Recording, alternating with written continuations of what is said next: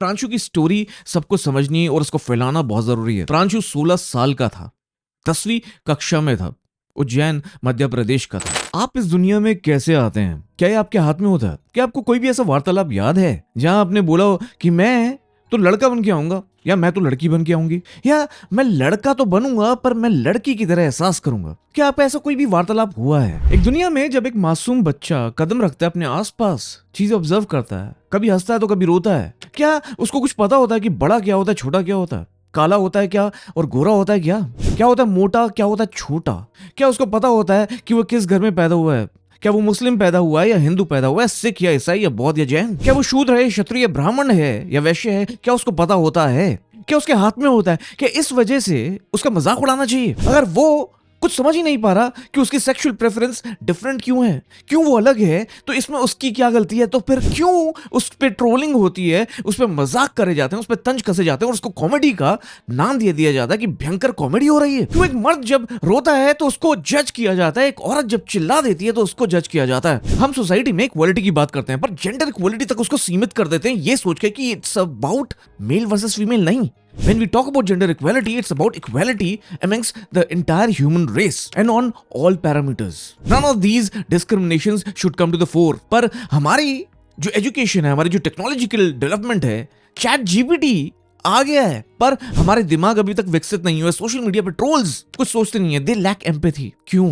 कौन एजुकेट करेगा? जब हम एक तरफ बहुत सारी प्रोग्रेस की बात करते हैं, एनवायरनमेंट की बात करते हैं, वहां क्यों फोकस नहीं है हमारा ट्रोलिंग पे, बुलिंग पे, जिसकी वजह से कई जाने जाती हैं? बहुत सारे ऐसे इंसिडेंट्स हैं।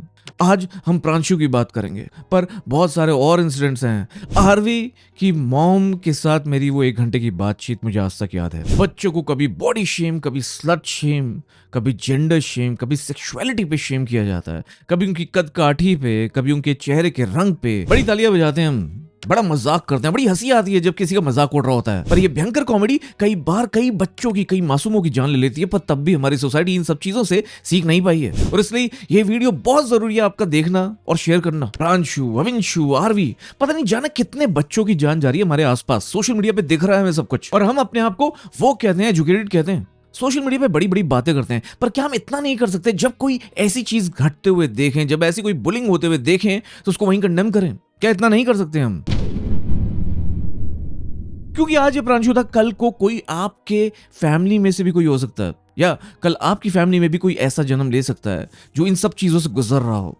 तब किसको दोष देंगे, सोसाइटी को या अपने आप को? तो ये वीडियो ध्यान से देखना, समझना। प्रांशु की स्टोरी सबको समझनी और उसको फैलाना बहुत जरूरी है। प्रांशु 16 साल का था, 10वीं कक्षा में था, उज्जैन मध्य प्रदेश का था।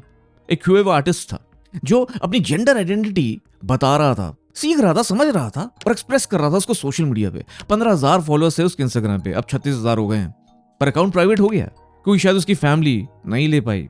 तो वो कैसे ले पाता? और उसकी फैमिली की बात करें तो 3 साल पहले ही उसके पेरेंट्स का सेपरेशन भी हुआ था। उसकी माँ प्रीति एक मेडिकल रेप थी। जब उसकी माँ काम कर रही होती थी उसके फ्यूचर के लिए तो वो घर पे अकेला होता था। वो कुछ करना चाहता था तो उसने मेकअप आर्टिस्ट बनना चाहा, क्यूए आर्टिस्ट बनना चाहा, अपने आप को एक्सप्रेस करना चाहा। पर उसको क्या पता था कि दिवाली पे, जो एक हर्षोल्लास का त्योहार है, उस पे जब उसने एक लाल साड़ी पहन ली और मेकअप लगा के अपनी रील डाल दी तो उसको इतने गंदे गंदे कमेंट्स किए गए उन सारे लोगों के द्वारा जो समझते हैं कि फिजिकली किसी को मारना ही मारना होता है। जिस तरह उन्होंने जान ली है अपने कमेंट्स के जरिए, अपनी बुलिंग के जरिए, गंदे गंदे कमेंट्स करके, जो झेल नहीं पाया प्रांशु, अपनी माँ की चुन्नी से लटक गया और वहीं लटकती दिखी इंसानियत और आजकल की एजुकेशन और वोक मेंटालिटी,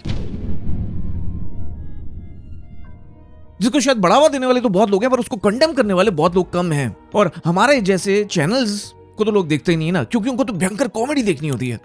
मेरी आपसे रिक्वेस्ट है, अगर आप में थोड़ी सी भी केयर है ऐसे बच्चों के बारे में जिनकी कोई गलती नहीं होती, तो इस वीडियो को फैलाएं और उन सब लोगों को दिखाएं, उन सब लोगों के सामने शेयर करें जिनको ये चीज देखने की जरूरत है। और मेरा सवाल है सारे एजुकेशन इंस्टीट्यूट से, बिकॉज आप लोगों की सबसे ज्यादा रिस्पॉन्सिबिलिटी कि आप बच्चों को अवेयर करें, सेंसिटाइज करें कि the bullying is not cool. कुछ पिक्चर्स है प्रांशु की।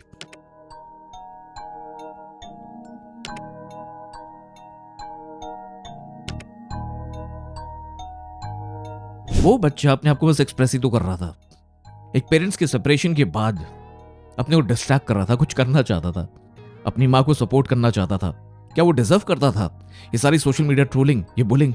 और जब हो रही होगी तो क्या कोई उसको देख नहीं रहा था? क्या किसी की बस में नहीं था कि उसको हेल्पलाइन नंबर्स के बारे में बताए, डीएम करे, उसको बोले कि मैं तुम्हारे साथ हूं प्रांशु, आई अंडरस्टैंड? पुलिस यहाँ इन्वेस्टिगेट कर रही है, पर जहां पुलिस इन्वेस्टिगेट कर रही है कि कौन वो ट्रोलर्स हैं, क्या it was targeted harassment? But सवाल इतना है कि एज अ सोसाइटी हम कहाँ जा रहे हैं? दिए गए कुछ हेल्पलाइन नंबर्स हैं, अगर आप में से भी ऐसे कई बच्चे हैं या आप में से कोई मदर्स हैं जिनके साथ ऐसा हुआ है, तो I invite you for a podcast. I invite you to send me and my team an email. We'll do whatever we can to send you articles, helpline numbers. Helpline numbers सामने हैं, नीचे वीडियो डिस्क्रिप्शन में भी हैं।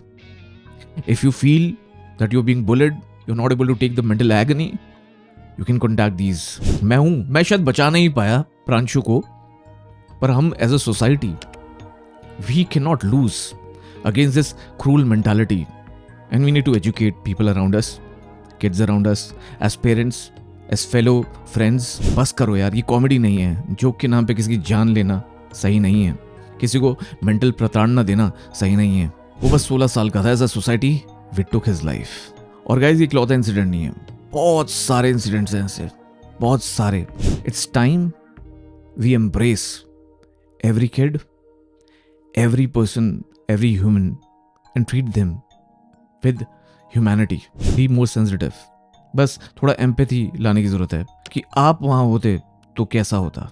मत जज करो किसी को प्रेजुडिस के साथ, ना उनके रिलीजन पे, ना उनकी कास्ट पे, ना उनके प्रोफेशन पे, ना उनके कलर पे, ना उनके फिजिकल अपीयरेंस पे। जज करो तो उनके कर्मों पे, उनके बिहेवियर पे।